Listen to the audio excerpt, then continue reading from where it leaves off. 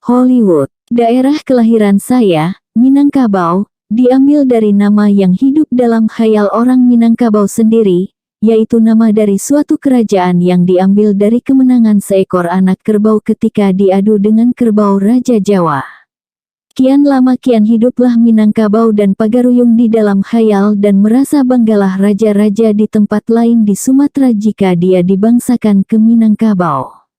Apabila disebut nama Minangkabau terbayanglah zaman kebesaran dan tuanku dengan orang mudanya, cindur mata, seperti Majapahit dengan Hayam Wuruk dan Gajah Madanya atau seperti Malaka dengan Sultan Mansur Syah dan Laksamana Hang tuahnya.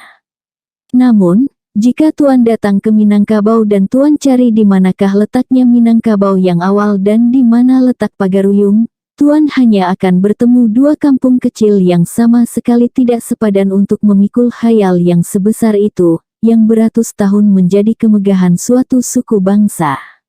Khayal yang jauh, yang terletak di dalam alam pikiran, senantiasa jauh letaknya dari hakikat yang sebenarnya. Setelah seorang yang dihormati di kala hidupnya, lalu meninggal dunia, kuburnya diziarahi lalu dikayakan dengan khayal sehingga lebih besar dari masa hidupnya. Dr. Sutomo pernah mengatakan bahwasanya melihat Gandhi dari jauh lebih baik daripada bertemu dan berhadapan dengan Gandhi. Dalam khayal keduniaan pun demikian juga. Hollywood adalah satu macam khayal duniawi sehingga Hollywood dengan sendirinya telah menjadi dua, yaitu Hollywood di dalam khayal pemuda dengan Hollywood yang sebenarnya. Tatkala saya akan ke Amerika, 2-3 orang pemuda menanyakan apakah saya akan singgah ke Hollywood. Ada juga yang memesankan, jangan lupa ke Hollywood. Tentu terus ke Hollywood, kata mereka. Yah, tentu, kata saya. Jangan lupa menemui bintang film. Masak lupa, jawab saya. Jangan lupa ke Hollywood, tidak akan saya lupakan. Bahkan Bung Sikut, dari majalah Adil di Solo, yang biasanya memuat rencana-rencana tentang Islam, meskipun dengan senda gurau, si Sikut telah telanjur dengan tidak usul periksa, menyangka bahwa perjalanan saya ke Amerika ialah karena ingin hendak ke Hollywood. Demikian besarnya pengaruh Hollywood di dunia dan juga di Indonesia. Di segala kalangan, juga dalam Adil, Hollywood telah demikian besar pengaruhnya di dalam khayal karena film-filmnya. Ahli-ahli film, sejak pembuat, perancang, regisser, pengarang, sampai kepada bintang filmnya, sampai kepada produksinya, siang malam berpikir, bagaimana supaya segala golongan, segala bangsa, dan segala tingkat umur dapat menonton film dan dapat diikat terus-menerus oleh khayal Hollywood. Anak-anak dan pemuda yang sedang berkhayal dipengaruhi dengan film koboi Don Quixote, dipengaruhi dengan film-film orang main anggar. Pelajar dipengaruhi dengan film-film sejarah. Pemuda yang sedang menerawang dipengaruhi dengan film dansa, nyanyi, rumba, samba, bolero, film-film perang, film bandit, gangster, dan detektif. Sesekali manusia dijamu dengan film-film besar dan hebat, seumpama film Jeanne d'Arc, Christopus Columbus, Quo Vadis, dan lain-lain. Bintang film hidup laksana manusia di dalam kayangan. Make up dapat mengubah rupa manusia sehingga di dalam film 10 kali lebih cantik dari yang sebenarnya. Foto kita sendiri, jika dicuci baik-baik oleh ahli foto yang pandai, akan berubah jauh dari rupa kita yang sebenarnya, sehingga kita yang berpotret sendiri pun tertipu oleh bayang-bayang sendiri. Kononlah jika siang malam diadakan spesial ahli-ahli make up yang memperhalus dan mempercantik seorang bintang film yang sudah memiliki dasar kecantikan. Tidaklah heran jika wajah bintang-bintang film ternama telah kelihatan di layar putih, telah memaut hati gadis dan perempuan muda di seluruh dunia. Mode sanggul, potongan baju, raut alis mata, dan lenggak-lenggoknya membawa penonton lupa atas hidupnya dalam alam dunia nyata. Padahal di luar arena tempat syuting, bintang film pun hidup seperti manusia yang lainnya. Piper Laurie, Esther William, Maria Montez, Linda Darnell, mendengar nama mereka saja, gadis-gadis sudah ingin mendapat reinkarnasi dari mereka dan pemuda menarik nafas panjang sambil bersiul. Kumis Clark Gable dan Errol Flynn, mata Charles Boyer, kerut muka Bogart, sikap muka yang penuh kehati-hatian dari Frederick March, semuanya berkesan kepada sikap pecandu film. Ada pula yang pandai melakukan akting gangster, menjadi bandit besar. Sikap bandit itu pun ditiru pula. Film memang paduan dari berbagai keahlian, kesenian, teknik, dan uang. Film adalah gabungan kepandaian dari ilmu jiwa, ilmu masyarakat, musik, dan sejarah. Ia akan mencari duit dalam dunia. Mulanya film hanya semata perintang hati. Namun, kemudian telah diusahakan supaya menjadi sebagian dari kebutuhan hidup. Jika tidak dimajukan terus, akan hancurlah kehidupan berpuluh ribu manusia yang telah menggantungkan periuk nasinya kepada salah satu perkongsian film yang besar dan maha besar. Mendirikan sebuah perusahaan film tidak boleh tanggung-tanggung lagi. Apabila tidak mempunyai modal jutaan, janganlah mendirikan perusahaan film. Apabila tidak mempunyai lengkap alat-alat yang memadai dan ahli-ahli pemikir yang sanggup memperhatikan dan meladeni kehendak dunia, janganlah usaha ini didekati. Inilah yang dikerjakan keras siang malam oleh pengusaha-pengusaha film di Hollywood. Metro-Goldwyn-Mayer, Warner Bros., Universal, Paramount, RKO, Fox, dan lain-lain yang masing-masing mempunyai berpuluh ribu buruh pekerja, yang masing-masingnya mempunyai kota sendiri, dengan polisi sendiri, kekuasaan sendiri di bawah lingkungan undang-undang. Dengan modal sendiri yang jutaan, harus membanting otak siang malam, bagaimana meladeni dunia, bagaimana menciptakan film baru yang lain dari yang sudah ada, yang tidak membosankan, yang diterima oleh pasaran dunia. Peralatan serba modern, teknik serba tinggi, kepandaian mengarang cerita dari ahli yang khusus mengarang untuk film, semua itu belum berarti jika tidak sanggup memelihara bintang film. Dunia senantiasa meminta wajah baru, kecantikan baru. Jika sudah terlalu lama harus diganti. Mereka diikat dengan kontrak, dipelihara baik-baik, dimanjakan dan dikayakan. Supaya lebih populer dan senantiasa populer, sengaja diadakan pula wartawan-wartawan yang menyiar-nyiarkan namanya di dunia. Sampai gerak-geriknya, kesukaannya, kucingnya, kudanya, anjingnya, bedaknya, dan sabun yang biasa dipakainya, kemana dia bervakansi, siapa teman barunya, pun dimasukkan dalam surat kabar yang sengaja dibuat untuk itu. Fotonya dengan paha terbuka atau dengan mode pakaian yang baru, lenggak dan lenggoknya, bahkan kawin dan cerainya, semua itu diperbesar sehingga seluruh dunia tahu. Bintang film, lantaran itu, lebih populer dari para ahli negara dan jempolan politik serta pendapatannya lebih besar dari pendapatan Presiden Amerika Serikat. Bintang film perempuan yang semata-mata hanya bergantung kepada kecantikan rupa, benar-benar bernasib laksana bintang-bintang yang tersebut dalam ilmu astronomi. Dia hanya sekali lewat di hadapan dunia, sesudah itu hilang, tak balik lagi. Dalam masa kedatangan sekali itu, mereka mengambil kesempatan mengumpulkan kekayaan untuk persediaan di masa depan.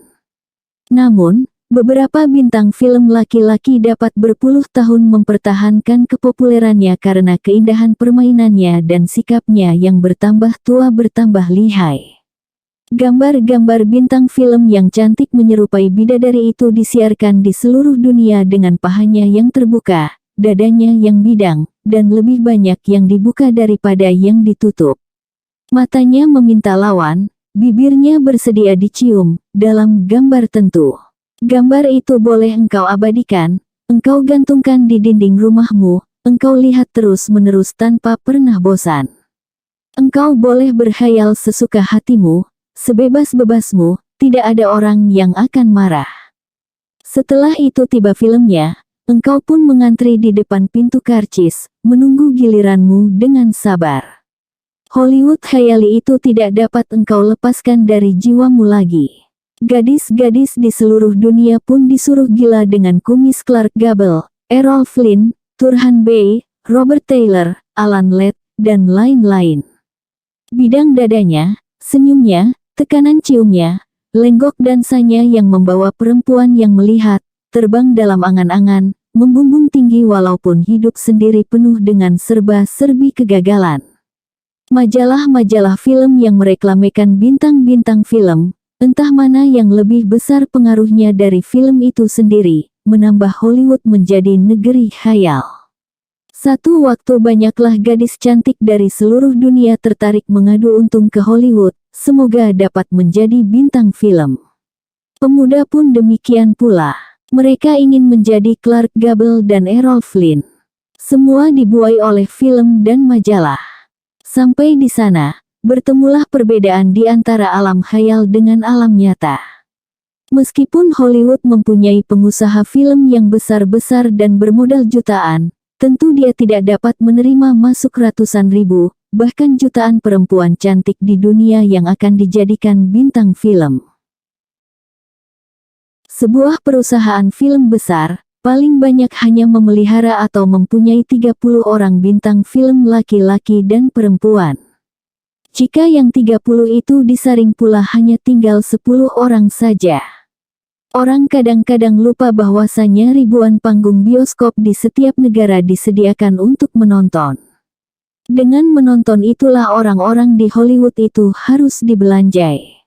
Jumlah yang menonton harus lebih banyak daripada yang menjadi bintang film. Yah, saya telah datang ke Hollywood. Saya hendak mempertemukan khayalan dengan kenyataan. Mulai melangkah kita telah bertemu dengan kenyataan. Orang telah mengatakan bahwasanya Hollywood hanyalah satu sudut dari sebuah kota besar, yaitu Los Angeles di negara bagian California. Setelah berangkat dari San Francisco pukul 8 pagi dengan kereta api ekspres, saya sampai di stasiun Los Angeles pukul 6 petang. Dengan naik taksi kira-kira 45 menit melalui highway, sampailah kita di bagian kota Los Angeles yang bernama Hollywood. Sesampai di sana pada malam hari, bertemulah kita dengan kenyataan yang kedua. Tampaklah bahwa Hollywood laksana Jatinegara, bagian dari Jakarta Raya. Tampaklah bahwa Hollywood tidaklah berbeda dengan kota-kota Amerika yang lain, justru ada kekurangannya dibandingkan New York, sebab gedung pencakar langitnya tidak melebihi New York. Tidak mempunyai pantai indah seperti Miami. Penduduknya pun tidak seramai kota-kota yang lain. Entah karena kami datang malam hari. Bukan, keesokan siang pun kelihatan bahwa penduduk Hollywood tidaklah ramai. Bilangannya hanya termasuk dalam lingkungan kota ramai yang ketiga. Pertama New York berjumlah 8 juta jiwa, kedua Chicago berjumlah 3 juta jiwa, dan ketiga Los Angeles berjumlah 1,5 juta jiwa. Setelah hari siang, kami tamasya sebentar keliling kota itu. Kecantikan perempuannya sama saja dengan perempuan Amerika yang ada di kota yang lain. Orangnya adalah orang biasa. Kami tidak bertemu orang yang luar biasa. Kecuali pada suatu malam, di tengah jalan kami berjumpa seorang yang tingginya hampir mencapai 2 meter. Semua orang yang bertemu dengannya di jalan tercengang melihat tingginya. Mungkin dia pun seorang pengadu untung pula yang datang ke Hollywood hendak mencari rezeki dari tinggi badannya. Kalau begitu akan lebih baik dia masuk salah satu komedi kuda saja. Hollywood yang dicari tidaklah akan bertemu jika hanya dengan begitu. Kami harus mencari di mana tempatnya orang membuat Hollywood khayali. Itu akan segera kami dapat. Semalam sebelum kami sampai ke Hollywood, di harian surat kabar telah tersiar bahwasanya seorang tamu dari Kementerian Agama dan anggota Pertimbangan Kebudayaan dari Kementerian PPK di Indonesia akan datang ke Hollywood menjadi tamu dari perkumpulan film, American Motion Picture Association, yang berpusat di New York. Sebelum kami datang, orang sudah tahu. Pada saat yang ditentukan, kira-kira pukul 11:30 malam kami telah dijemput ke hotel tempat kami menginap, yaitu Hollywood Plaza Hotel. Lalu dibawa ke kantor perkumpulan itu dan berjumpa dengan pengurus. Setelah bercakap tentang kemajuan dan perhatian di Indonesia terhadap film dan mengemukakan berbagai-bagai anjuran berkenaan dengan pendidikan dan kebudayaan serta hubungannya dengan film, kami pun dibawa ke tempat pembuatan Hollywood khayali. Perusahaan film itu besar dan hebat. MGM, Fox, Universal, Paramount, Warner Bros., 20 tahun Century, dan lain-lain. Jika hendak dikunjungi semua, tidaklah akan cukup satu hari untuk satu perusahaan. Sebab itu, dicukupkan saja satu dan dikiaskan saja yang satu kepada yang lain.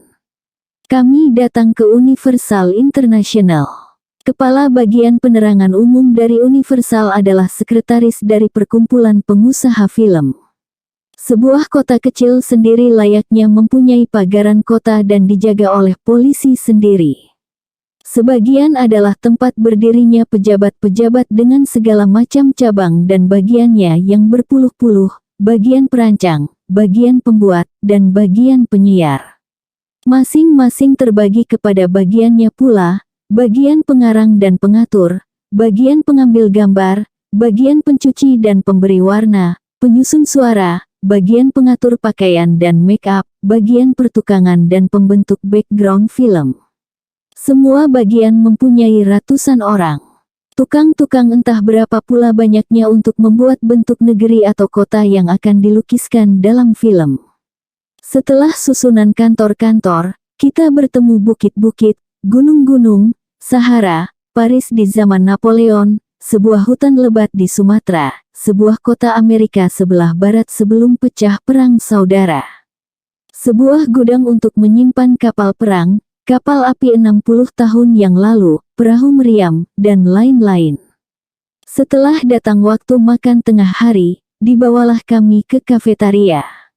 Disinilah kami bertemu berpuluh-puluh pemain film, di antaranya bintang film dengan berbagai macam warna pakaian, karena 3 film sedang dikerjakan dan sedang diambil gambarnya. Satu di antaranya ialah film The Golden Blade yang ceritanya diambil dan 1001 malam, melukis Baghdad di zaman Khalifah. Satu lagi adalah The East of Sumatra. Itulah sebabnya rupanya saya bertemu Sahara dan tidak jauh dari Sahara bertemu pula rimba Sumatera. Sungguh banyak yang mencengangkan kita. Dari masuk ke dalam kafetaria itu, saya sudah sangat takjub melihat kepandaian meniru rupa orang Arab. Berpuluh orang memakai pakaian Arab di zaman kebesaran Baghdad, dengan sepatu runcing ujung dan celana yang besar di tengah dan kecil kakinya, laksana celana yang dipakai orang sampai sekarang di Damaskus, memakai serban dan ikat pinggang sutra. Ada pula yang memakai egal, maslah, dan terompah badui. Persis serupa badui-badui di padang pasir karena make up wajah dengan jenggot dan kumis yang rupanya betul-betul dipelajari. Bentuk jenggot itu pun adalah suatu ilmu pula. Tentu Tuan ingat jenggot model Turki berbeda dengan jenggot model Arab, bahkan jenggot Prancis pun lain. Ikat serban pun adalah satu ilmu yang berdiri sendiri. Pakaian pahlawan perang Arab, orang Badui, khadam istana, budak kebiri, pakaian raja, semuanya berbeda. Ini hanya akan diperoleh dengan mempelajari kitab-kitab kebudayaan Arab yang belum disisihkan. Masih tersimpan di dalam kitab-kitab 1001 malam, Al-Aghani, Al-Iqdul Farid, dan lain-lain. Pengetahuan saya yang sedikit tentang kebudayaan Arab menjadi kesaksian bahwasanya hal ini telah dipelajari dengan saksama. Sehabis makan kami dibawa ke tempat membuat film The Golden Blade. Pemeran utamanya dipegang oleh bintang film cantik yang namanya sekarang mulai harum di seluruh dunia, yaitu Piper Laurie yang menjadi putri istimewa Istana Khalifah. Kami dapati orang sedang sangat sibuk mengambil gambar dari satu scene film itu. Khalifah dengan pakaian persis seperti kita lihat dalam gambar Harun ar-Rasyid dengan cincin penuh di jari berbagai warna, dukuh mutiara, dan serban. Dia sedang duduk bersemayam di bawah tenda kemah yang dikelilingi oleh dayang-dayang. Sebelah kanannya duduk Maharatu, entah siapa namanya dalam film, saya tidak sampai mengetahuinya karena hendak menonton saja jika selesai nanti. Di belakangnya kelihatan bentuk istana menurut model Arabia lama. Pohon kurma tumbuh jauh sebelah sana.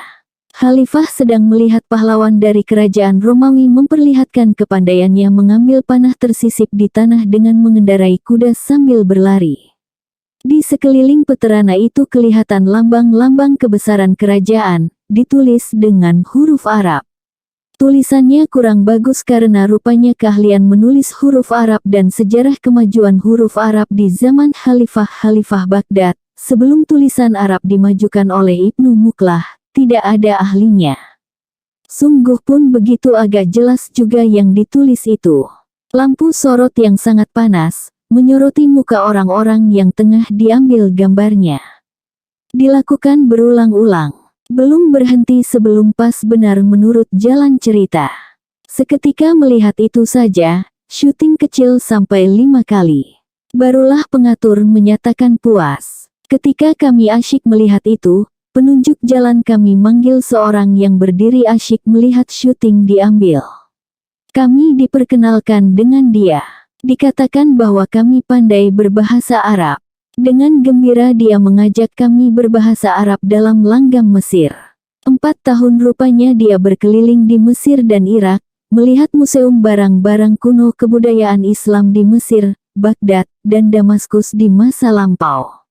Sesudah itu kami pun diperkenalkan dengan Piper Laurie yang sedang berpakaian maharatu dari Baghdad. Memang dia cantik, sebagaimana cantiknya perempuan Amerika yang lain. Make up telah membuatnya jauh lebih tinggi dari segenap perempuan yang ada sekarang. Dia telah jauh melambung ke alam perempuan khayal, putri Baghdad 1000 tahun lalu. Namamu sekarang mulai harum di dunia. Gambarmu digunting oleh pemuda dari majalah dan dilekatkan di dinding. Engkau akan mengalahkan Rita, Ingrid, Lamor, kataku memuji. Dan film-film ini akan menambah populermu di negeri-negeri Arab. Thanks you very much, thanks you, jawabnya dengan gembira. Dan lebih lagi di Indonesia, sambung saudara Yunus. Thanks you, jawabnya dengan gembira lagi. Untuk jadi kenang-kenangan yang akan memusingkan kepala para pemuda yang menghayalkan Hollywood, ketika bercakap itu, seorang pemotret telah bekerja. Hamka diabadikan dengan Piper Laurie.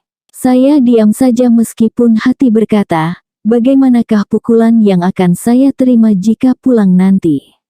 Saya ingat 2 tahun yang lalu, seketika saya mengumpul derma untuk pendirian Masjid Washington. Satu harian surat kabar menggara-garakan saya dengan Rita Hayworth. Sehabis melihat itu, penunjuk jalan kami membawa terus berkeliling dan melihat sekali lagi rimba Sumatera yang sedang dibuat. Pengantar saya bertanya, adakah satu bagian sebelah timur Pulau Sumatera, satu pulau yang di luar wilayah Republik Indonesia? Tidak ada, jawab saya dengan senyum. Rupanya orang sedang membuat Sumatera di Hollywood dan jelaslah bahwa jika film itu keluar nanti, akan sama adanya dengan cerita terang bulan dari Ruqyah dahulu, yaitu kejadian di Indonesia, tetapi tidak tentu di manakah letak pulau itu sebab film adalah khayal yang hendak dinyatakan. Ingatan kami masih kepada film The Golden Blade yang tengah dikerjakan. Lalu kami tanyakan, berapakah film itu memakan biaya? Penunjuk jalan menjawab, film ini termasuk film besar dan berwarna, tetapi tidak sampai sebesar Quo Vadis. Biayanya kira-kira $750.000. Kapan dapat dipertunjukkan, tanyaku pula. Kira-kira setahun lagi barulah dapat dipertunjukkan. Tentu dipilih dahulu bermacam-macam gambar yang lebih bagus. Disesuaikan pengambilan film dengan suara dan lain-lain. Tidak lama kemudian keluarlah kami dari perusahaan film Universal, dihantarkan ke hotel tempat kami menginap. Dengan melihat Universal, yang memakan waktu dari pukul 11 sampai pukul 4 sore, dapatlah kami membandingkan pula kepada yang lain, ada yang lebih besar dan ada yang kurang dari itu. Namun, nyata semuanya satu alam sendiri, kota sendiri. Di tengah jalan pengantar kami menunjuk ke rumah-rumah indah, villa, dan bungalau di lereng bukit. Di sana tinggal beberapa orang bintang film yang ternama, katanya. Hidup dalam kemewahan, kesenangan, bermain, bersenda gurau, menghabiskan uang yang tidak kunjung habis. Di sanalah mereka hidup, Santa Monica namanya. Akhirnya jemu dengan kemewahan itu, kataku bersenda gurau. Yah, kata teman itu pula sambil senyum. Memang dari seluruh dunia, terutama dari Eropa, pengadu untung datang ke Hollywood. Bukan untuk menjadi bintang film saja, tetapi pengarang film, pengarang musik, penyanyi di televisi. Ada juga dari Jepang atau dari Tiongkok dan Filipina. 1000 yang mengadu untung, belum tentu seorang yang naik ke puncak.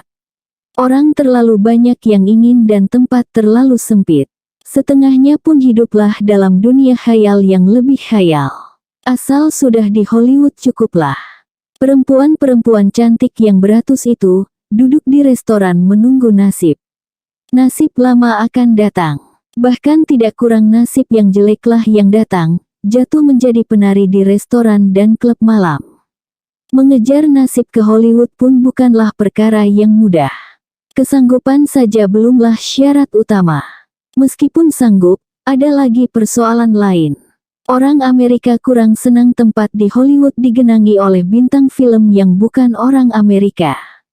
Pribadi-pribadi bintang film yang besar dan populer sejak puluhan tahun yang lalu, seperti Charlie Chaplin, Greta Garbo, Marlene Dietrich, semua bukan orang Amerika. Semua seperti tenaga-tenaga yang telah turut membangunkan Hollywood. Jika bisa, janganlah digantikan tempatnya banyak oleh orang yang bukan orang Amerika, kecuali jika sudi menjadi warga negara Amerika.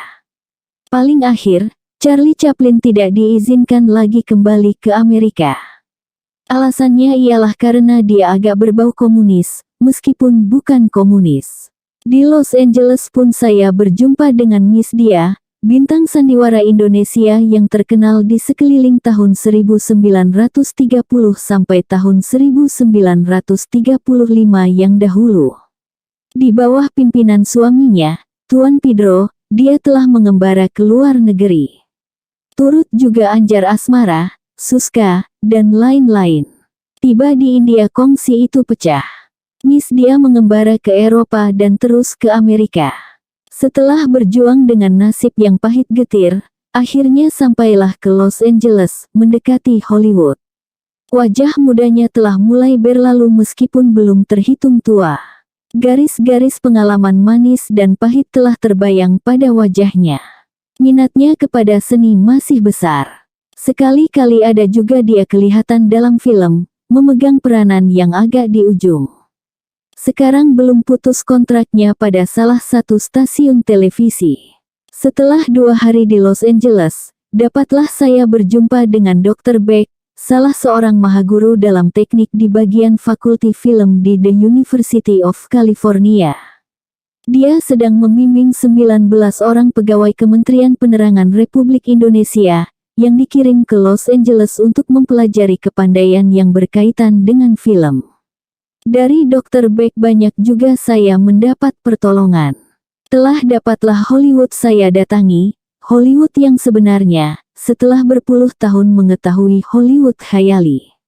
Sekarang dapatlah saya jelaskan bahwa melihat Hollywood dalam film jauh lebih bagus daripada melihat Hollywood yang sebenarnya. Dalam film kita dapat melihat koboi mengejar dengan kudanya yang kencang, pistol tersisip di pinggangnya. Mengadu untung dan bertembak-tembakan pistol dengan pencuri sapi atau pencuri tanah yang datang dari daerah lain. Namun, sebanyak itu pistol meletus, jarang yang kena. Apabila hal itu hendak kita cari dalam kenyataan, tidaklah akan bertemu lagi. Memang ada di Texas koboi penggembala sapi, tetapi tidak berpistol lagi dan tidak lagi menjerat orang dengan tali. Pencuri ternak tak ada lagi karena Amerika sudah teratur. Yang dikisahkan dalam film adalah koboi 60 atau 70 tahun yang lalu, masa Amerika baru dibuka. Dalam film kita senang melihat peperangan pionir, pembuka tanah baru dengan suku-suku Indian. Sekarang dalam kenyataan, suku Indian telah terdesak ke pinggir. Bulu burung di kepalanya hanyalah menjadi tontonan jika ada perayaan, sebagaimana pakaian adat orang Minangkabau yang dipakai orang dalam perayaan menyambut tamu-tamu agung. Sekarang orang tidak memakainya di pasar lagi. Dalam film kita dapat melihat orang bermain anggar, berdenting-denting bunyi pedang beradu. Nafas kita kembang kempis melihatnya. Terlepaslah insting berkelahi yang tersimpan dalam jiwa kita, beberapa saat seketika kita duduk melihat layar putih. Walaupun kita telah tua pada saat itu, kita tak sadar telah turut merasa hendak membela anak muda yang menjadi bintang film itu menghadapi musuhnya.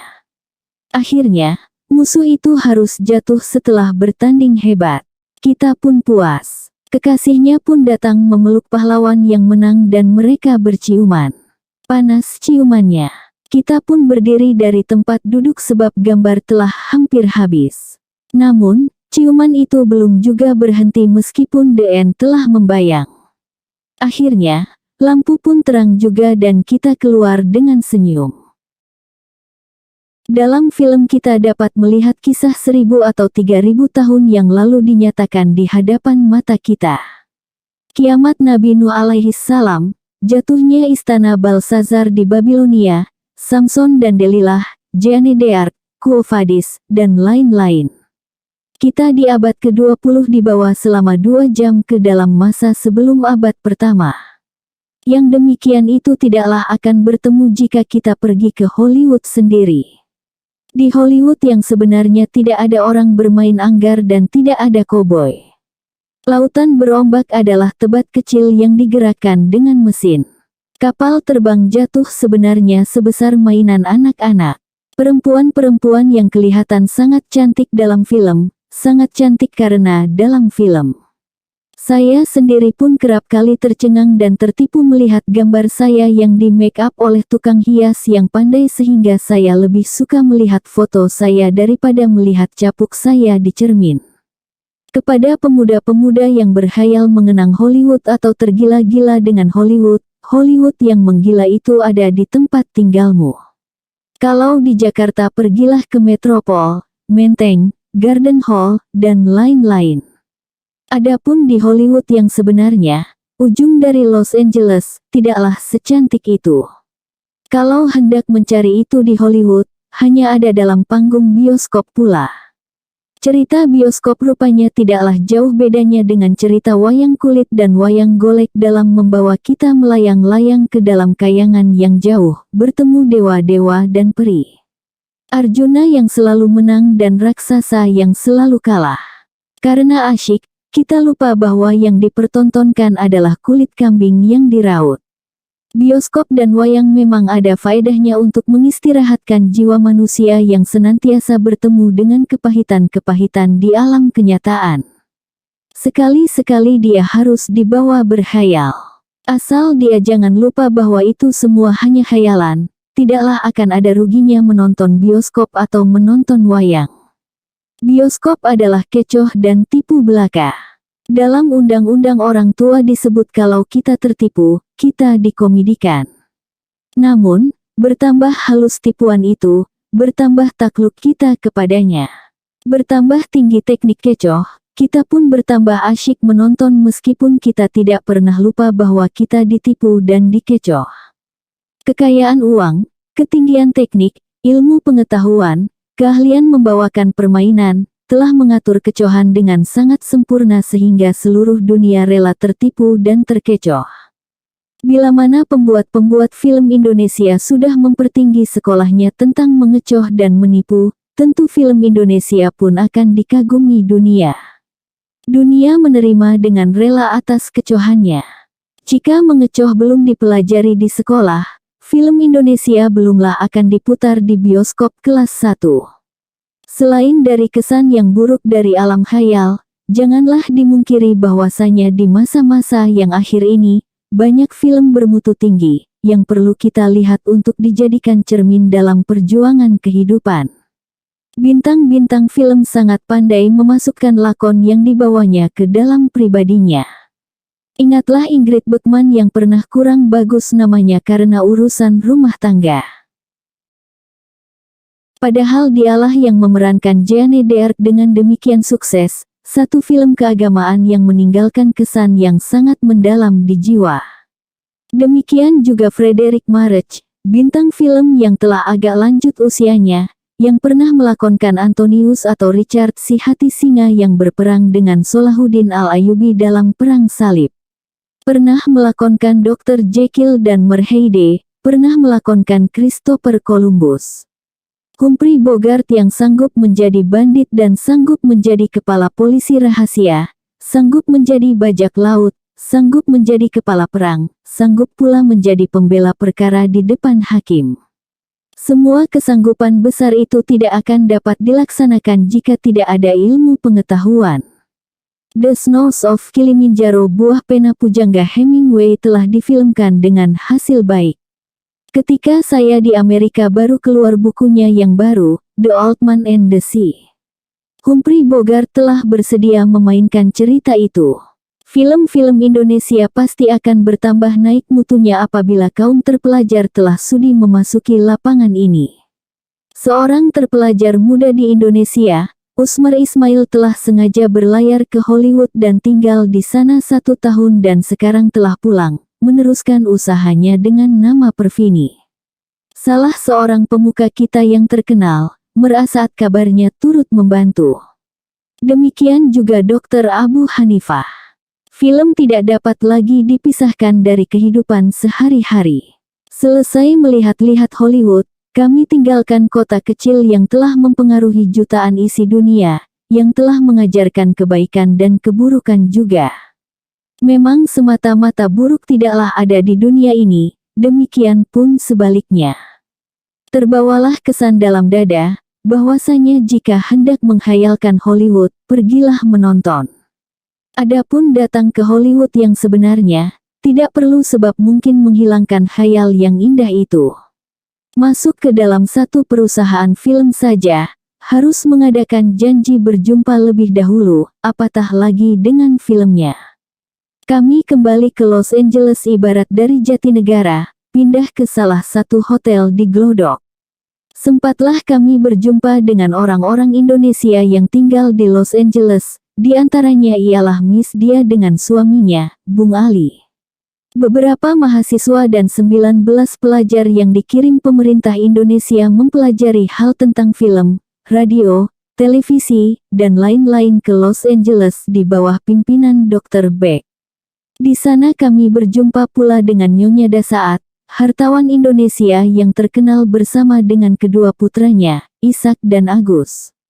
Di rumah Nyonya Dasaat itulah meninggal dengan tiba-tiba istri saudara Takdir Ali Syahbana pada akhir bulan September tahun 1952.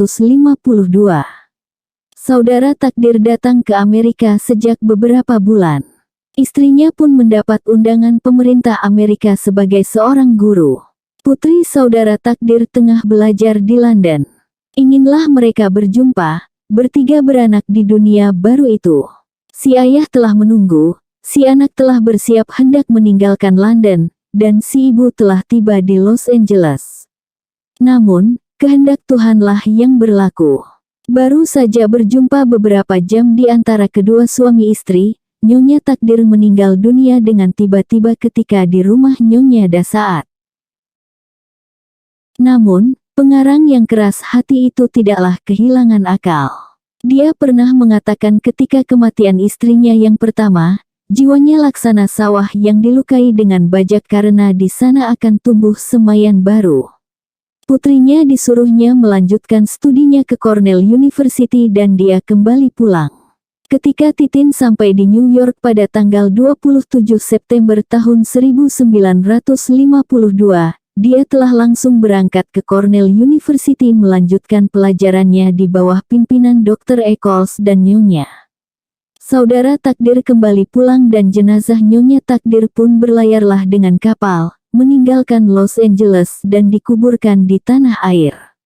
Setelah 5 hari di Los Angeles, kami pun meneruskan perjalanan ke Grand Canyon National Park, tempat yang termasyhur keindahannya di Arizona.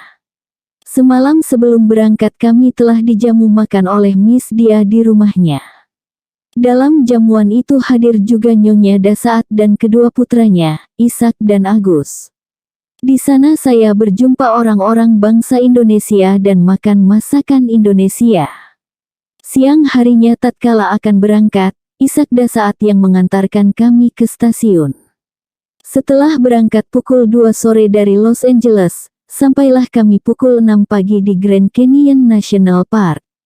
Kita kemari hanya sengaja melihat keindahan alam saja karena tidak ada tempat ganjil yang lain. Grand Canyon National Park adalah alam yang indah dan dahsyat. Ngarai-ngarai curam yang berbatu beraneka warna. Di bawahnya mengalir ulu Sungai Colorado. Tidak habis-habisnya keindahan yang dahsyat itu dan beratus orang yang datang kemari setiap hari. Lereng ngarai yang curam itu mempunyai hotel-hotel pula. Di sana pun kita berjumpa orang-orang Indian. Indian di sini telah banyak yang masuk Kristen dan telah ada yang bercampuran darah dengan orang Amerika. Sebab itu kecantikan mereka pun istimewa. Kulitnya yang merah telah bercampur dengan kulit putih. Budi bahasa mereka baik-baik saat berjumpa pelancong-pelancong yang datang dari negeri jauh ini, terutama kulit berwarna seperti kita ini.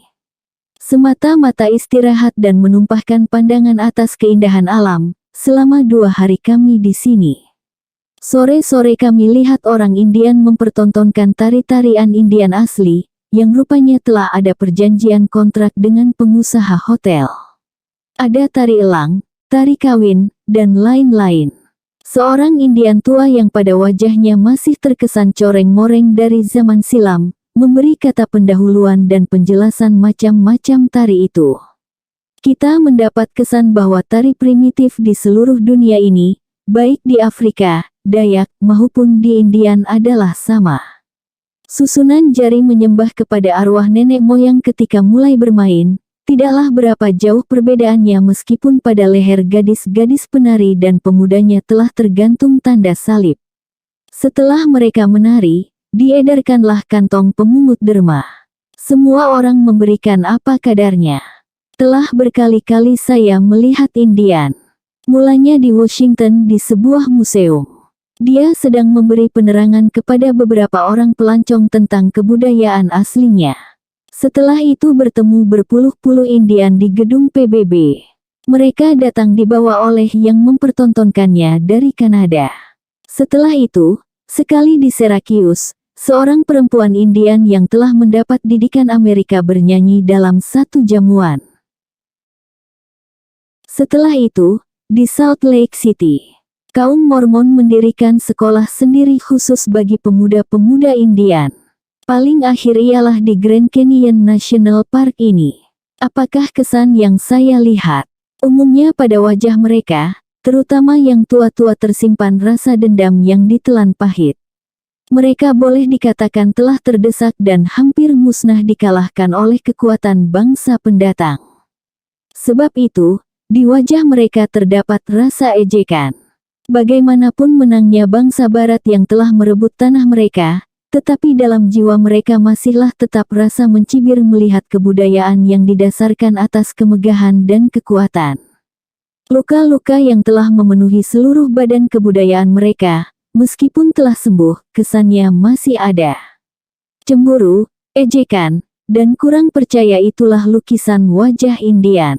Oleh sebab itu, orang Amerika telah berusaha pula menyelesaikan dendam itu dengan sebaik-baiknya. Orang Indian telah diberi daerah yang bebas.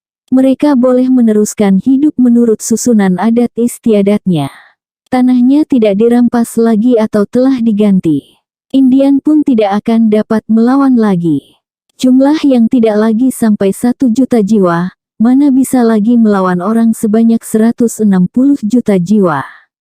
Adapun angkatan muda telah banyak menyesuaikan diri, lalu masuk Kristen. Jiwa mereka lebih besar dari jiwa Negro. Mereka belum pernah merasa lebih rendah dari orang Amerika sebab merekalah orang Amerika yang asli sebenarnya. Berbeda dengan Negro. Negro memang lebih sulit menghadapinya oleh orang-orang Amerika sebab jumlahnya tidak kurang dari 10 juta jiwa di seluruh Amerika Serikat. Perkara Indian bolehlah dikatakan telah habis. Mereka telah kalah. Jumlah bangsa yang datang lebih besar dari jumlah mereka yang asli, lebih kuat dan lebih teratur. Dalam kalangan angkatan baru sekarang ini, telah ada gerakan memelihara kembali kebudayaan dan pusaka Indian untuk menjadi seragam kekayaan dari kebudayaan Amerika. Sedianya pada hari yang kedua kami hendak melanjutkan lagi tamasya menyudahkan penglihatan pada tempat-tempat yang belum dilihat. Ketika itu tanggal 30 November tahun 1952. Ketika kami bangun pagi-pagi dan jendela dibukakan, terlihatlah alam telah diliputi salju. Hujan salju turun dengan derasnya. Salju yang lekat di atap rumah telah membeku sehingga putih belaka. Syukurlah kamar kami ada alat pemanas sehingga pengaruh dingin di luar tidak masuk ke dalam. Syukurlah sehingga perlawatan ini cukup ragamnya. Sampai sore tidak berhenti-henti salju turun. Setelah kira-kira pukul 4 barulah salju berhenti. Langit kembali dan cahaya matahari yang hendak terbenam memukul puncak tebing-tebing curam dan bukit-bukit aneka warna di dalam ngarai dan dalam lurah. Bukan main pula indahnya. Kami terpaksa keluar lagi berjalan di atas hamparan putih itu, melihat matahari hendak terbenam dan cahayanya yang menghiasi puncak bukit-bukit dalam lurah yang laksana mahligai. Pukul 8 malam kami pun berangkat meninggalkan Grand Canyon National Park, hendak menuju Albuquerque, dalam negara bagian New Mexico. Tidur enak kembali dalam kereta api. Demi setelah hari siang, kami lihat salju memenuhi padang-padang yang luas, yang sedia buat dikerjakan. Pukul 9 pagi kami sampai di Albuquerque. New Mexico dahulu adalah sebagian dari Meksiko. Baru masuk ke dalam Persatuan Federal Amerika pada tahun 1912. New Mexico lah negara bagian yang paling akhir masuk, bersama-sama dengan Arizona. Arizona yang membanggakan adanya Grand Canyon National Park. Penduduk terbesar dari New Mexico adalah keturunan Meksiko. Orang Meksiko tertarik pindah ke Amerika sejak permulaan abad ke-20 bersama-sama orang Kanada. Di antara bangsa pemindah yang tidak dapat ditelan begitu saja gelombang percampuran Amerika ada dua bangsa. Pertama orang Tionghoa, kedua orang Meksiko.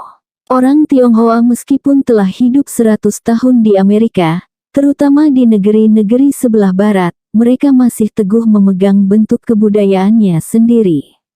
Di New York, di Washington, terutama di San Francisco dan Los Angeles, kita melihat kelenteng, melihat restoran-restoran Tionghoa dengan ukiran-ukiran panca warnanya sehingga menambah kekayaan Amerika yang akan dipertontonkan kepada pelancong luar negeri. Orang Meksiko pun demikian. Rupanya yang tidak terlalu putih, tetapi agak dekat kepada kuning seperti rupa kita, campuran darah Inka dengan Spanyol yang tetap mengalir dalam tubuh dan mempengaruhi jiwanya memberi bentuk istimewa bagi negeri New Mexico yang kita kunjungi. Rumah-rumah di New Mexico umumnya mempunyai bentuk Spanyol. Jika melihat bentuk rumah di New Mexico, Tuan akan teringat rumah Spanyol. Jika Tuan lihat rumah Spanyol, cepat tergambar di pikiran Tuan, rumah-rumah di tanah Arab. Begitu besar pengaruh Moor masa kemegahannya di tanah Andalusia, sehingga walaupun bangsanya telah musnah atau terusir pergi, orang Spanyol yang telah menyeberang ke Amerika Selatan dipelopori oleh Columbus dan Cortes pada abad-abad yang telah lama berlalu dapat juga membawa kesannya dan tidak dapat hilang begitu saja sampai sekarang. Gedung lapangan kapal udara di New Mexico mempunyai bentuk demikian. Setelah 2 hari di New Mexico, dengan ibu kota Albuquerque, sambil tamasya melihat universitasnya, menengok keistimewaannya, kami pun berangkat menuju Dallas, negara bagian Texas. Kami naik pesawat terbang Pioneer, salah satu kongsi besar penerbangan di Amerika, yang berpuluh banyaknya itu. Ketika R.A. Kagani mendirikan maskapai penerbangan Pioneer di sini dan saya lihat memakai simbol banteng, teringatlah saya akan kongsi Pioneer di Amerika yang juga memakai simbol banteng dari sapi zaman kuno yang terdapat dalam ukiran-ukiran zaman purbakala yang ada di Amerika. Persamaan nama dan persamaan lambang ini tentu akan menimbulkan syak wasangka orang pula, kalau kongsi nasional merdeka ini dibelanjai oleh kongsi Amerika. Pukul 2 siang kami meninggalkan lapangan terbang Albuquerque. Menurut seharusnya akan sampailah kami di Dallas pukul 6.30 petang. Karena hari siang dan cuaca bagus, dapatlah kami melihat keindahan alam dan tanah-tanah pertanian yang modern dan luas. Apalah artinya pertanian kita jika dibandingkan dengan pertanian Amerika? Tanah-tanah luas dibagi-bagi, dipetak-petak, serupa membagi-bagi memetak-metak negara-negara bagian Amerika juga. Tidak ada kelompok kampung bersejarah sendiri karena semuanya adalah pembuka tanah kosong yang pindah dari tempat lain. Alat-alat pertanian modern sedang kerja keras mengolah tanah. Masing-masing penduduk mempunyai tanah dan ladang seluas pantas. Di tengah pertanian itu berdiri gereja. Masyarakat Amerika di tanah pertanian tampak terikat dengan ibadah kepada Tuhan. Tidaklah berubah rupanya jiwa petani di Minangkabau dan Batak dengan petani di Amerika. Bertambah lekat cinta orang kepada tanah, bertambah dekat hubungannya kepada Tuhan. Selamat saja perjalanan kami. Berhenti beberapa kali pada beberapa kota penting di Texas sehingga stasiun paling akhir sebelum Dallas, yaitu Abilene. Di sini kapal udara berhenti agak lama. Datang kabar dari Dallas, belum bisa melakukan penerbangan sebab Dallas sedang diliputi kabut tebal. Setelah sejam lebih berhenti, barulah terbang. Namun, sesampai di Dallas, yang kelihatan hanyalah cahaya listrik dalam kota saja, mengelemantang ke tengah udara. Dallasnya sendiri tidak kelihatan lantaran tebalnya kabut. Kapal udara terpaksa kembali lagi ke Abilene. Untung benar, 2 hari yang telah lalu sebuah kapal udara telah jatuh hancur karena perkara kabut juga dekat Miami. 2/3 dari penumpangnya meninggal, selebihnya luka berat. Setelah turun, agen kongsi pionir mempersilakan kami memilih 2 jalan atau menunggu sampai pukul 8 pagi, supaya berangkat dengan kapal terbang besok atau naik kereta api atau naik bus. Hari sudah pukul 10 malam. Kami pilih naik bus saja. Uang kami pun dikembalikan. Pukul 11 malam kami berangkat dengan bus Greyhound menuju Dallas. Pukul 5 pagi sampai di Dallas. Pukul 7 pagi masuklah kami ke dalam Hotel Ambassador. Texas dan Dallas sebagai pusat negara bagian itu mempunyai keistimewaan sendiri. Di sanalah pada zaman yang lampau, terbanyak tempat pengembalaan sapi. Di sanalah pada zaman dahulu hidup koboi dengan pistolnya yang membelintang di pinggang dengan tali penjeratnya. Masyhur gagah berani dan pengadu untung semasa pemerintahan belum begitu teratur. Petani yang kaya memelihara beribu-ribu sapi digembalakan oleh gembala yang gembira dan gesit, berani mengadu untung melawan pencuri sapi atau pengacak sempadan. Sekarang negeri telah teratur, tanah telah jelas bagiannya, traktor telah menggantikan bajak, dan mobil halus telah menggantikan gerobak.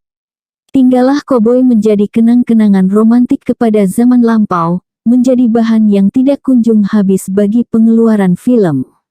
Satu hal yang masih dipelihara oleh orang Texas dari pusaka koboi, yaitu topi lebar. Orang Texas lebih suka memakai topi lebar dan di sanalah topi lebar banyak dijual orang. Orang Texas merasa bahwa mereka lebih istimewa dari penduduk negara bagian yang lain di Amerika. Mereka keturunan lebih tua.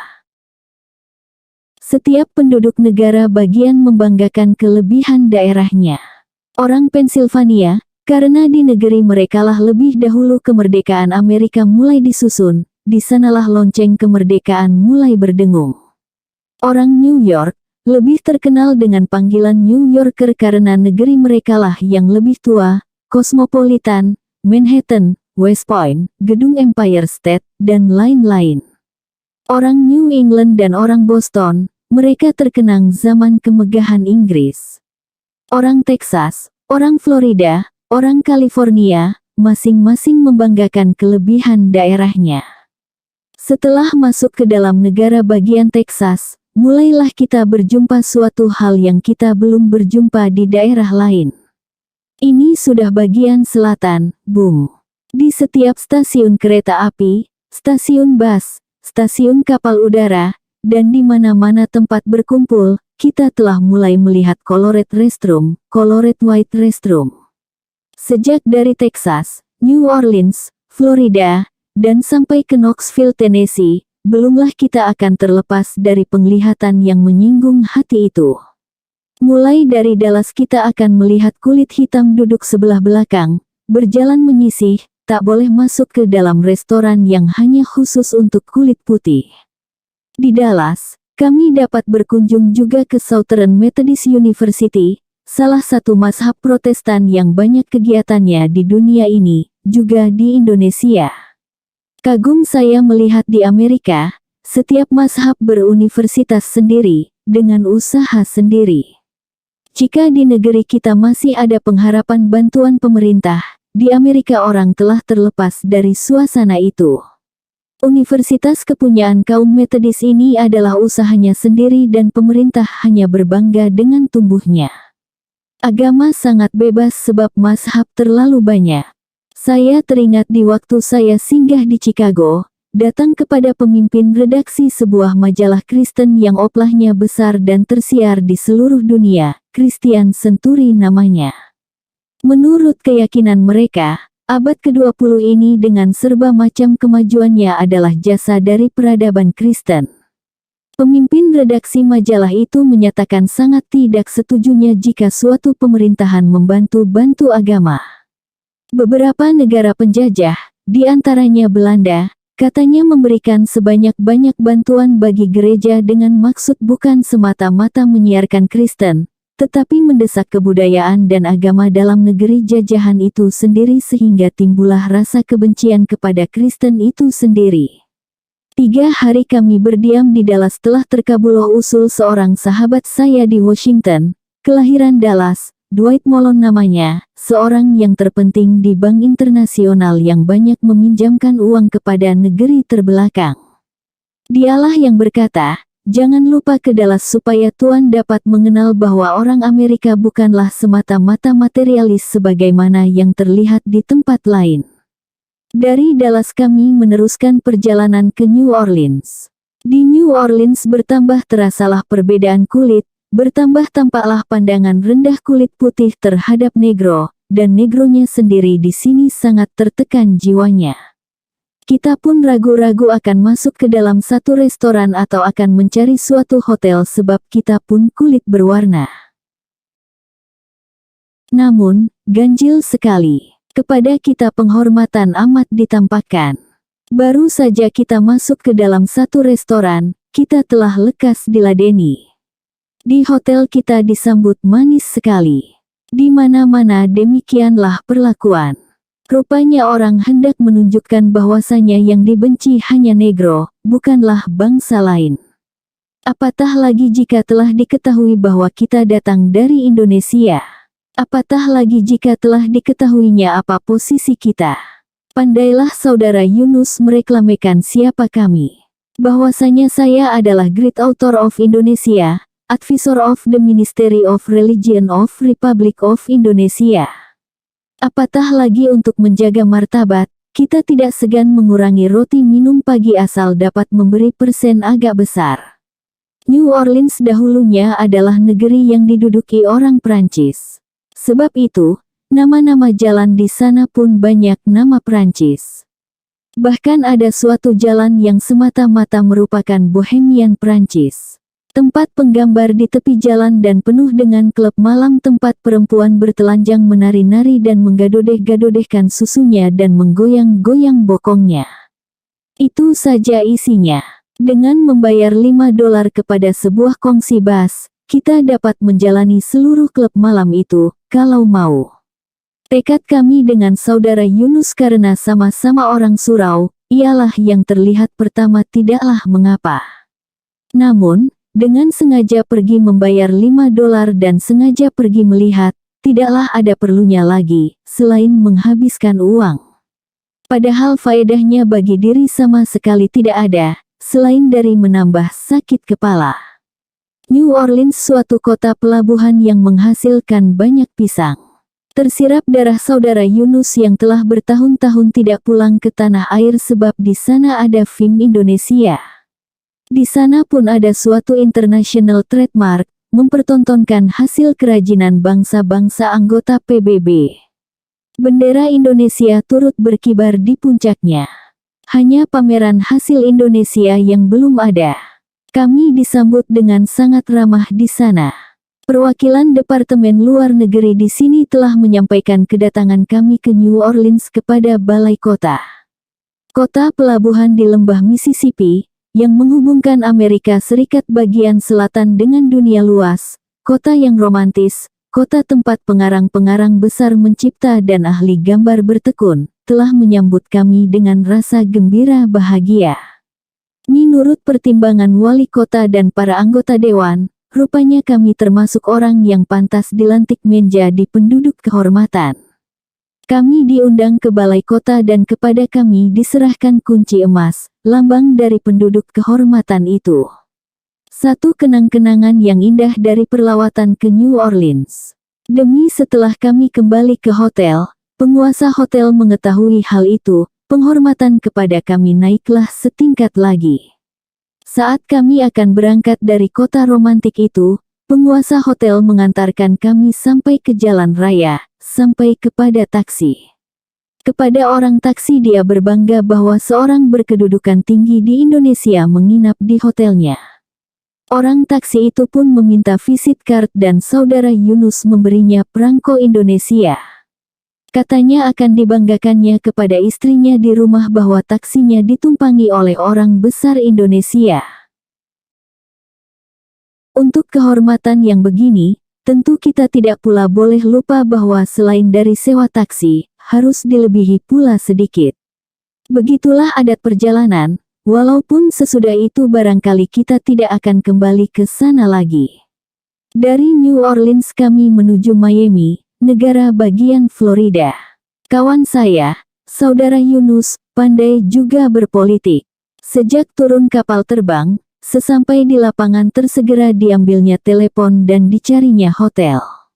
Memesan tempat lebih dahulu adalah satu kelaziman dalam perjalanan di luar negeri. Dia menanyakan hotel. Orang menanyakan kebangsaan kami dan menegur dalam bahasa Prancis. Untuk sekadar bicara-bicara demikian, saudara Yunus pandai bahasa Prancis. Orang hotel pun terdesak dalam telepon. Paling akhir, sebelum orang hotel menanyakan apakah orang negro, dialah yang bertanya lebih dahulu, apakah ini untuk orang negro? Oh, tidak, ini adalah hotel kulit putih. Kalau begitu, baik, kami akan menumpang hotel tuan. Tetapi tuan-tuan bangsa apa, tanyanya. Seorang pegawai tinggi dari Kementerian Agama Republik Indonesia dan seorang temannya. Welcome. Saya pun orang agama, kata pengusaha hotel itu. Barulah kami menuju hotel tersebut, Cortez Hotel. Miami adalah salah satu kota inti keindahan Amerika. Udaranya telah mendekati khatulistiwa. Sebab itu, di musim sangat dingin di daerah lain, orang larilah ke Miami untuk mencari yang tidak dingin. Kesinilah para jutawan bersenang-senang. Kesini mandi-mandi, mempertontonkan paha-paha putih di tepi laut. Kesini menghamburkan uang yang bagaimanapun dibelanjakan, tidak juga kunjung habis. Miami mempunyai 3 tempat istimewa, yaitu kota Miami, Miami Beach, dan Key West di tepi laut, jauh di pulau. Di sana ada istana istirahat Presiden Amerika Serikat. Miami Beach penuh dengan hotel-hotel saja. Sewa hotel tidak ada yang tanggung-tanggung. Semurah-murahnya $30 semalam sampai $50. Ada satu hotel yang 2 bulan lebih dahulu sebelum ke sana harus memesan tempat. Diterangkan apa kedudukan, berapa penghasilan, dan siapa awak, kemudian baru dipertimbangkan. Kalau dapat izin, barulah diterima kabar. Ada hotel Maroko, pelayan hotelnya memakai pakaian cara opsir Prancis di Maroko, memakai mantel di luarnya. Ada hotel Algiers, ada hotel Sahara, dan banyak lagi yang lain. Pendeknya Miami adalah tempat berdunia. Kalau datang ke kedai Cina, jangan lupa minta chop suey. Chop suey lah makanan yang istimewa, terutama untuk perut kita orang timur di Amerika.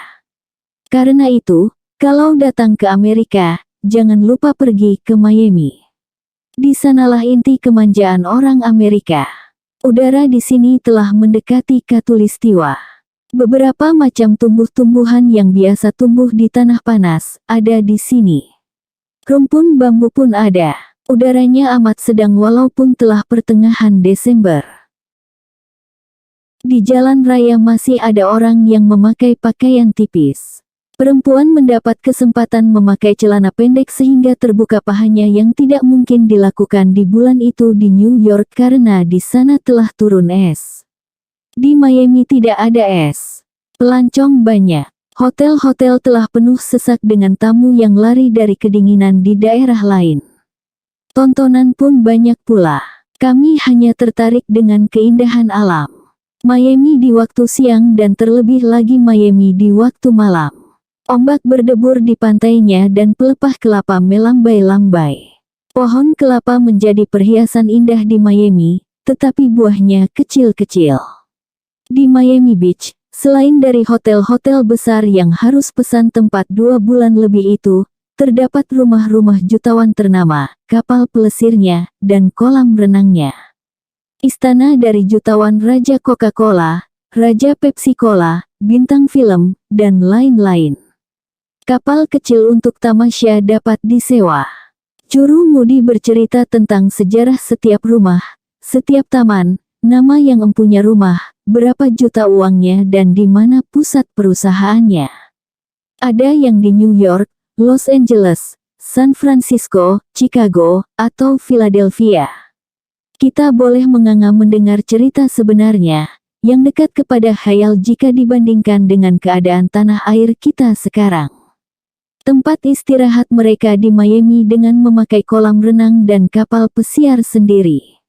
Dia datang ke sana ketika sudah sangat dingin di tempat kediaman dan perusahaannya atau ketika pikirannya susah. Dia tidur di atas uang banyak. Uang yang diambil dari hasil keringat si buruh atau hasil keringat si pembeli, kaum tani di benua yang jauh. Memang manja orang Amerika. Setelah Curu Mudi kapal kecil yang kami tumpangi itu selesai bercerita tentang jutawan Fulan dan mantunya jutawan Fulan, tentang seorang bintang film ternama, yang bervila di Miami, dahulunya datang bersama suaminya ke villa itu, kemudian cerai, dan lain waktu datang pula dengan suaminya yang baru, berbulan madu. Setelah selesai cerita itu, kawan saya bersenda gurau, meskipun senda gurau itu agak menyinggung perasaan. Dan Tuan, di mana villa Tuan? Curu Mudi itu menjawab, kekayaan saya hanyalah kesanggupan bercerita itu. Tempat tinggal saya bukanlah villa, melainkan sebuah kamar kecil di satu tingkat rumah terpencil. Demikianlah hidup. Amat indah segala pemandangan itu dan lebih indah lagi perjalanan ke Key West. Berangkat ke sana pukul 9 pagi. Sampai di sana pukul 1 tengah hari. Pantai Miami yang indah disambungkan dengan berpuluh jembatan, menuju ujung deretan pulau ke pelabuhan Key West. Di sana istana tempat istirahat presiden di musim sejuk. Dari pulau menuju pulau, disambungkan oleh jembatan-jembatan panjang. Satu di antaranya panjangnya 7 mil. Sepanjang Danau Maninjau tempat saya dilahirkan, dari Kampung Galapung menuju Kampung Vikoto. Alangkah panjang jembatan itu. Dengan uang dan kepandaian, segala sesuatu pun jadi. Di pinggir jembatan sepanjang itu, pelancong-pelancong mengail ikan. Lautan tidak berombak dan dasar laut kelihatan serta ikan mengilat. Kongsi Bass Greyhound menyediakan makanan siang hari untuk kami pelancong-pelancong di Key West. Seorang pelayan perempuan setengah umur dengan mulut manis dan senyum berkata kepadaku, "Sudikah saya tambah kopimu?" Orang masih biasa dibahasakan orang yang men dari semangatnya atau semata mulut manis orang jualan. Sebab itu, kurang saya terima. Namun, di dekat saya ada pula orang Amerika yang tua dari saya, rambutnya telah ada yang putih sedangkan saya belum. Kepadanya pun dibahasakan Young Man. Dia tidak keberatan tampaknya. Memang, orang usia 50 tahun di Amerika masih biasa dibahasakan orang Young Man dan semangatnya untuk menempuh hidup pun masih muda. Rupanya ucapan Young Man dari penguasa hotel, Mark Twain, kepada saya seketika akan meninggalkan Chicago dahulu, bukanlah mulut manis saja. Memang rupanya di Amerika, umur 45 tahun seperti saya masih pemuda. Di Washington, gadis yang bersahabat dengan seorang pemuda Indonesia menyatakan keberatannya seketika pemuda Indonesia mengajaknya mengucapkan Bapak kepada saya. Saya keberatan, kata gadis itu, dia belum patut dipanggil Bapak. Sejak itu saya pun telah kepindahan semangat Amerika. Saya belum mau dikatakan tua. Saya telah keberatan menerima ucapan murid-murid saya UDHR atau orang tua kepada saya. Saya masih muda. Penderitaan hidup kita di zaman jajahan menyebabkan kita lekas merasa tua. Karena setelah dicoba berpuluh tahun memanjat hidup, kita hanya mendapat sekadar batas yang ditentukan untuk bangsa terjajah. Kita tidak mendapat jalan naik. Orang bekerja dalam satu kantor dengan niat supaya dapat pensiun di hari tua. Tua pasti datang, tetapi usahalah didahulukan dari waktunya. Jiwa yang senantiasa dikembangkan menghadapi zaman dan pengharapan yang tiada pernah putus kepada rahmat Tuhan dan semangat yang dapat menyimpulkan hidup di dalam nilai jasa, menyebabkan orang tidak pernah disinggung tua walaupun usianya telah 100 tahun. Itulah kesan saya di Key West, Miami. Miami kami tinggalkan setelah lebih dahulu kami pergi berziarah ke University of Florida. Dari sana kami dapat berkunjung ke rumah satu keluarga Amerika yang bersahabat karib dengan saudara Sujatmoko, wartawan Indonesia yang terkenal. Dia pernah menjadi tamu dalam rumah warga Amerika itu, seminggu lamanya. Sujatmoko telah pulang ke Indonesia, tetapi budinya sebagai anak Indonesia telah melekat dalam hati tuan rumah, suami istri. Tuan dan nyonya rumah telah mengundang saya karena mereka teringat akan budi Sujatmoko. Saya dibawa berkeliling rumah itu. Diperlihatkan kepada saya sebuah pohon yang dahulu ditanam Sujatmoko ketika dia di sini. Jika tuan kembali, katakan benar kepada Sujatmoko bahwa pohon yang ditanamnya sekarang telah tinggi. Sebentar lagi mereka telah akan dapat bernaung ketika makan angin sore di bawah pohon itu. 3 orang anak perempuannya yang masih kecil pun ingat senantiasa akan nama Koko. Si kecil mungil itu memohon kepada saya, supaya kertas tebalnya yang telah direkatinya dengan gambar-gambar guntingan dari majalah, dibawa dan serahkan kepada Koko, akan jadi tanda bahwa Koko tidak pernah dia lupakan. Inilah manusia dan manusia. Lepas dari pengaruh politik, lepas dari perang dingin blok barat dan blok timur. Manusia berbudi di Indonesia, manusia berbudi di Amerika, manusia berbudi di Rusia, manusia berbudi di Tiongkok, di sudut dunia yang manapun akan tetap dapat mengikat tali persahabatan yang kekal dan jujur. Hanya politik yang bertempat dan berwaktu, kasih dan cinta manusia, tidak. Pohon yang ditanam Sujatmoko akan besar. Keluarga itu, tuan, nyonya, dan ketiga putri akan bernaung di bawahnya, mengenangkan bahwa di Indonesia ada sahabatnya yang kekal dan pernah tinggal di rumahnya. Rumah itu masih tetap menunggu kapan Sujatmoko akan datang kembali. Saudara Yunus masih ingin tinggal beberapa hari lagi di Miami yang indah permai, tetapi kantong kami tidak mengizinkan lama. Kami pun berangkat menuju Tennessee Valley. Sengaja singgah di sini hanyalah karena hendak melihat bendungan raksasa Tennessee yang termasyhur di dunia itu. Kami disambut oleh pegawai Tennessee Valley Administration dengan sangat ramah. Kami hanya sehari di sini, sengaja pergi melihat bendungan raksasa itu saja. Gunanya bagiku ialah untuk memperkuat minat dan keyakinan bahwasanya di tanah airku yang kaya dan indah, segala bangunan itu pun akan bisa didirikan.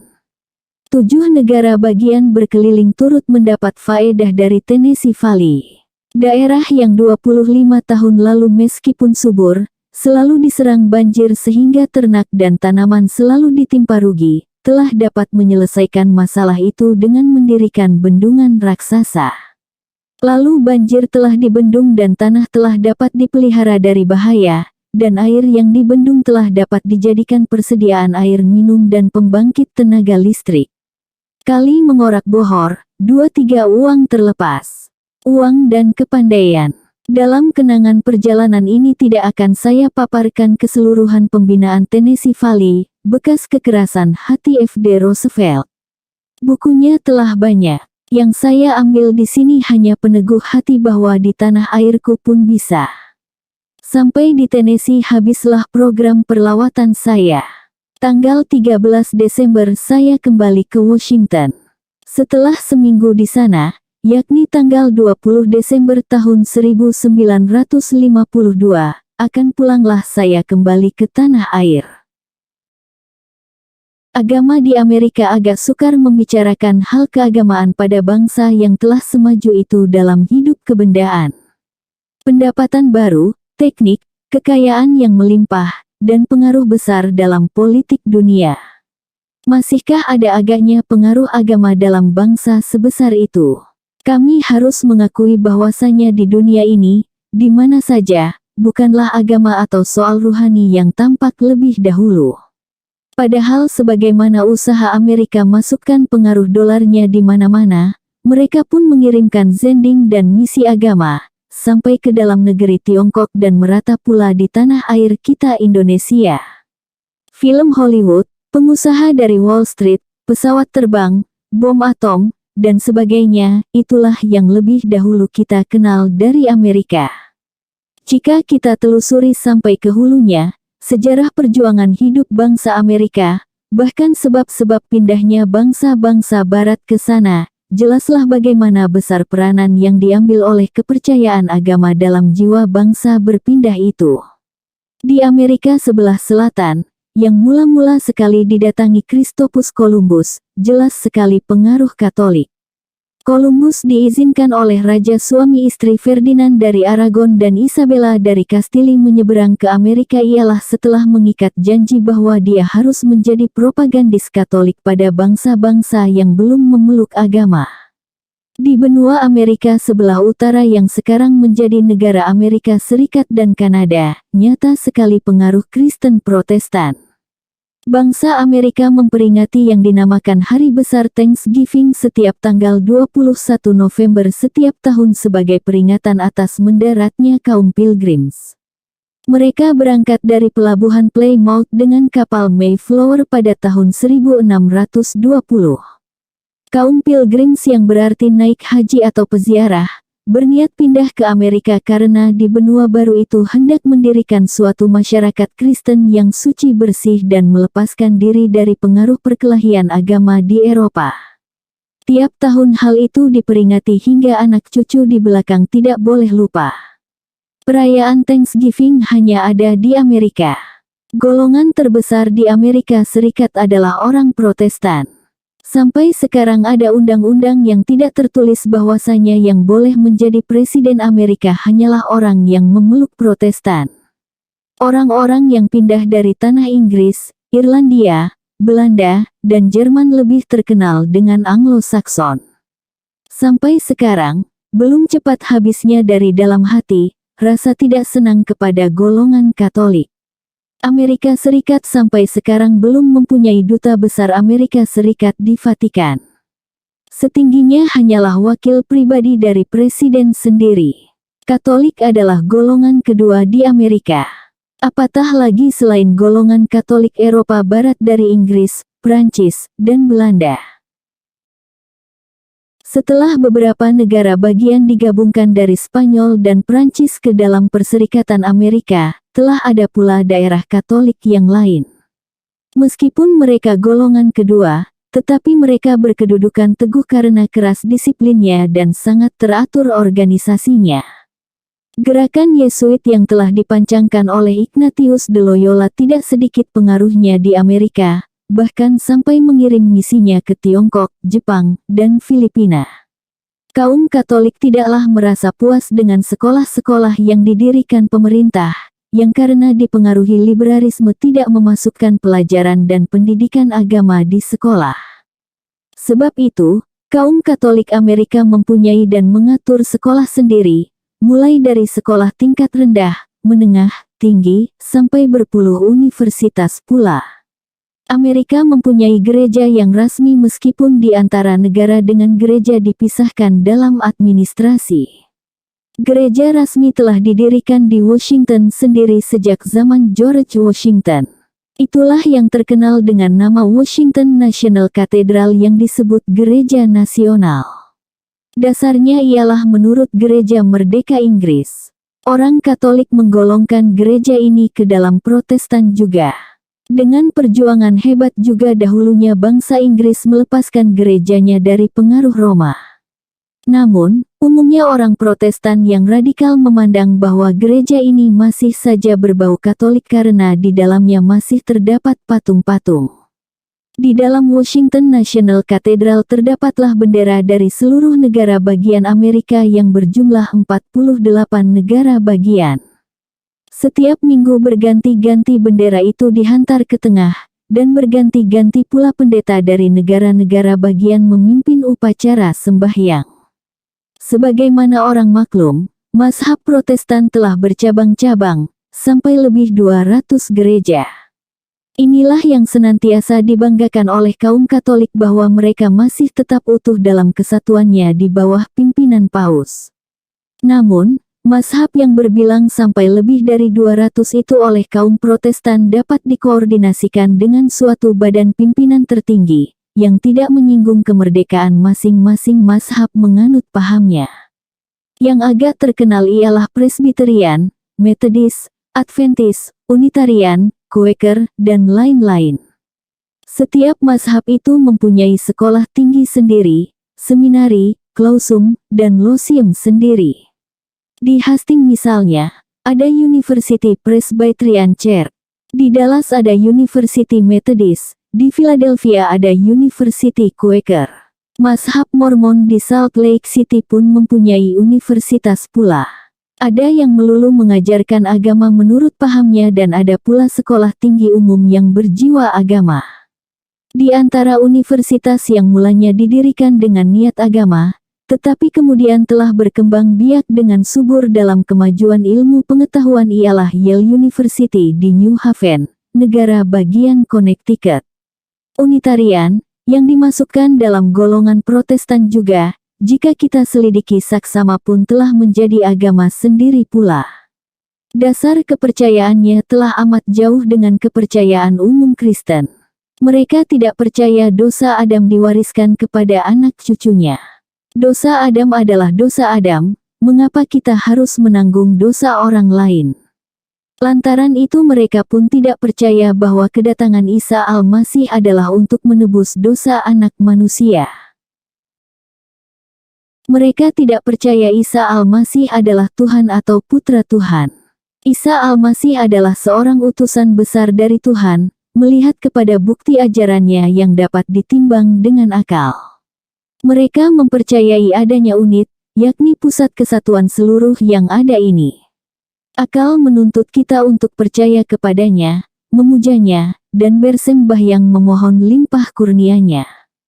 Sayang, karena pengaruh suasana agaknya mereka belum mempercayai Nabi Muhammad sebagai Rasul.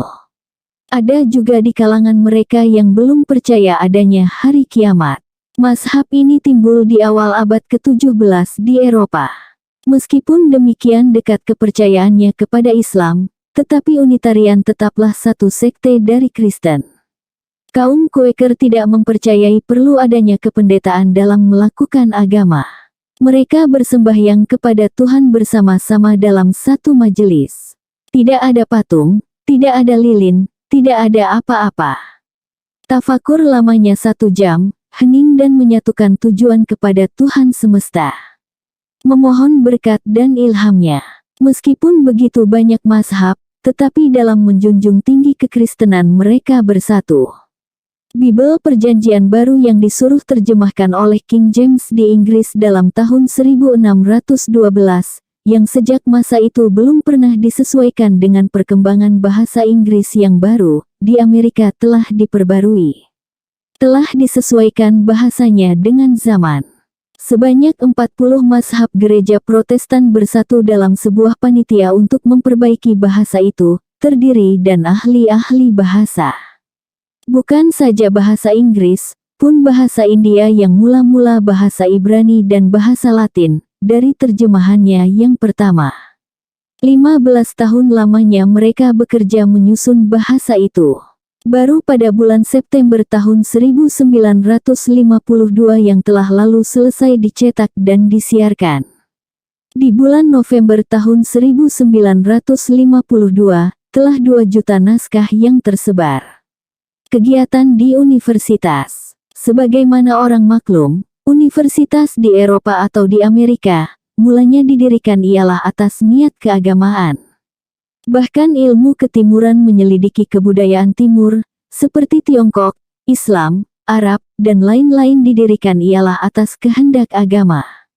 Kebudayaan dan peradaban suatu bangsa dipelajari karena niat hendak menyalin kitab-kitab Bible ke dalam bahasa bangsa itu. Universitas yang besar-besar itu didirikan di samping gereja oleh pendeta-pendeta zaman pertengahan. Di sana dipelajari juga filsafat dan ilmu pasti guna menyokong kemajuan agama. Sebab itu, sampai sekarang bekasnya masih ada. Pakaian profesor dan maha-maha guru ialah toga yang diambil dari pakaian pendeta. Kemudian baru timbul gerakan memisahkan ilmu pengetahuan dan agama yang asalnya dari pengaruh politik karena hendak menghindarkan pengaruh kaum gereja dari negara, yang di abad pertengahan pengaruhnya sangat besar. Oxford, Cambridge, Leiden, dan lain-lain asalnya sekolah agama. Di Amerika pun demikian pula. Yale, Harvard, Chicago, dan lain-lain adalah sekolah agama. Cornell University, ketika mulai berdiri 1,5 abad yang lalu telah dituduh oleh masyarakat Amerika sebagai sekolah tinggi yang sesat, karena ialah yang mula-mula berani di Amerika memisahkan ilmu pengetahuan dengan agama. Namun, kemudian berjumpa juga sintesis dari perpisahan ini. Di setiap universitas tetap ada kegiatan agama, majelis pimpinan agamanya. Majukanlah ilmu pengetahuan dengan segala macam teorinya. Tingkatkanlah kemajuan akal sampai tinggi. Apabila manusia telah sampai ke puncak, akan mendapat suatu keselarasan hidup. Kepandaian yang akan menuntun nilai pribadi dan pribudi manusia sehingga ilmunya berguna bagi sesamanya. Pesawat terbang yang cepat bahkan pendapatan tentang tenaga atom yang dahsyat, akan dapat membawa peri kemanusiaan kepada tingkatan yang tinggi. Akal membawa revolusi besar dalam suasana hidup, dalam mencapai kemajuannya. Tidak ada ilmu pengetahuan yang berbahaya asal jiwa manusia mempunyai pegangan kegaiban. Oleh sebab itu, rata-rata dalam sekolah tinggi diperingatkan kepada siswa-siswa tentang hidup beragama. Ditanyai apakah agama dan mazhab apa dia. Kemudian dituntun oleh pendetanya sendiri, di luar waktu belajar. Seperti yang diterangkan oleh Tuan Baldwin, ketua pimpinan agama di Michigan University dan Ann Arbor, agama tidak boleh hanya dijadikan dogma. Agama harus dirasakan, jangan dipertengkarkan. Orang yang percaya kepada Tuhan tidaklah seketika mengajarkan filsafat. Pelajaran agama bisa masuk dalam segala pelajaran yang ada. Pelajaran agama bisa masuk ketika mengajarkan filsafat. Pelajaran agama bisa masuk ketika mempelajari sejarah. Pelajaran agama pun bahkan bisa masuk ketika mempelajari ilmu pasti. Mesin-mesin dan teknik pun bisa mendekatkan manusia kepada Tuhan sebagai pencipta dari akal. Senantiasa orang mengusahakan supaya jiwa agama terdapat dalam kehidupan sehari-hari. Agama jangan memberati, tetapi meringankan kenaikan jiwa. Hidup kebendaan jangan menjauhkan diri dari Tuhan, tetapi jadikan sebagai nikmat dari Tuhan.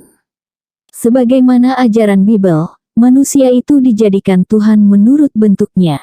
Sebab itu, Begitu banyak sekolah tinggi dan universitas, 2.600 lebih dan 250 buah yang besar-besar, tetapi di Amerika tidaklah sebanyak di Eropa, orang-orang yang berani menyatakan dirinya ingkar dari agama meskipun tidak boleh dikatakan bahwa itu tidak ada. Kerusakan moral di Amerika pun ada, sebagaimana juga di dunia yang lain. Kecabulan pun ada, tidak mungkin tidak. Namun, paham materialisme ajaran Marx tidaklah mendapat pasaran di sana atau sepi pasarannya. Apatah lagi ajaran Sartre, filosof Prancis yang mengajarkan paham eksistensialisme yang pada masa ini, banyak pemuda yang dihinggapi penyakit Minder-Wardigate kompleks di negeri-negeri timur, terpengaruh olehnya lebih dari di Eropa dan Amerika. Bahkan di Mesir dan Libanon, melihat persentase penduduknya, lebih besar pengaruhnya Sartre daripada di Paris. Agama dan tentara. West Point adalah tempat mendidik kadet tentara yang terkenal di seluruh dunia. West Point, tempat yang indah, telah dipilih menjadi tempat pendidikan, sebagai peringatan atas kemenangan bangsa Amerika ketika Perang Kemerdekaan melepaskan diri dari jajahan Inggris. Di sanalah dipasang pertahanan kuat sehingga tentara laut Inggris tidak dapat lagi memasuki benua baru itu dengan kekerasannya. Dari sekolah tinggi tentara telah keluar jenderal-jenderal Amerika yang ternama, Eisenhower, MacArthur, Omar Bradley, Van Vliet, dan lain-lain. Museumnya penuh dengan barang-barang kenang-kenangan Amerika menyusun negaranya. Bahkan di sana saya dapati tongkat marsok milik Göring, tangan kanan Hitler yang terkenal. Didikan agama pada kadet-kadet itu sangat diperhatikan dan dipentingkan. Ada gereja Protestan, ada gereja Katolik, bahkan ada gereja Yahudi. Gereja-gereja itu diatur sebaik-baiknya oleh majelis pendeta yang khusus memikirkan didikan agama. Seketika saya datang ke sana, bertepatan dengan makan tengah hari.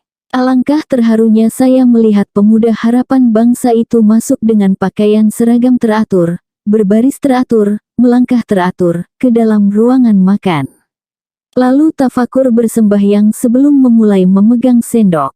Kemanapun dia akan pergi kelak dan perjuangan mana yang akan dimasukinya, tetapi ketuhanan telah bersemayam dalam hati. Kepandaian teknik dan rasa keindahan dipadukan dalam ilmu sehingga berbekas kepada susunan sekolah, asrama, gereja, dan tempat bermain serta berlatih. Agama dan negara. Agama terpadu dalam negara. Negara terpengaruh oleh agama. Orang besar dan ternama, seperti George Washington, Abraham Lincoln, Woodrow Wilson, Theodore Roosevelt, Franklin Delano Roosevelt, Golich, dan lain-lain adalah orang-orang beragama. George Washington setelah mencapai kemenangan telah mendirikan Washington National Cathedral. Dalam gereja itu saya berjumpa patung Abraham Lincoln sedang sembahyang. Di sana terdapat kubur Presiden Wilson. Theodore Roosevelt adalah seorang anggota penyiar Kristen yang sangat bersungguh-sungguh. Presiden Golich terkenal karena undang-undangnya mencegah minuman keras walaupun tidak berhasil. Franklin Delano Roosevelt terkenal karena perkataannya, "Saya seorang Kristen," kemudian itu seorang Demokrat, lebih dari itu tidak.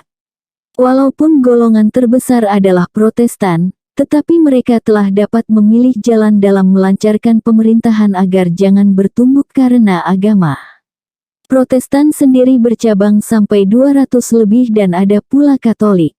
Mula-mula sekali mereka pisahkan di antara negara dengan gereja, bukan negara dengan agama. Dari seluruh agama itu dipadu jadi satu dan dimasukkan ke dalam Deklarasi Pemakluman Kemerdekaan Amerika. Bahwasanya kemerdekaan adalah anugerah Tuhan kepada seluruh manusia. Kata perlambang bernegara ialah ucapan, "In God we trust," kepada Tuhan kami percaya. Negara dipisahkan dari gereja. Namun, bila mana seorang presiden akan dipilih, ramailah suara dalam setiap gereja, menyerukan umat agar memilih presiden yang taat beragama. Jika presiden telah terpilih dan akan menerima jabatannya, dia disumpah menurut mazhab agama yang dianutnya. Sebelum dia masuk Gedung Putih, dia pergi sembahyang dahulu ke dalam gereja mazhabnya. Kongres pun dibuka, yaitu Senat dan Parlemen, dengan sembahyang. Golongan terbesar adalah Protestan. Ada undang-undang tidak tertulis, tetapi sukar mengubahnya, yaitu Presiden Amerika Serikat hendaklah seorang Protestan. Katolik jangan harap menjadi presiden. Wakil Amerika Serikat untuk Vatikan, kedudukan paus, belum diadakan sampai kini. Baru ada wakil pribadi presiden.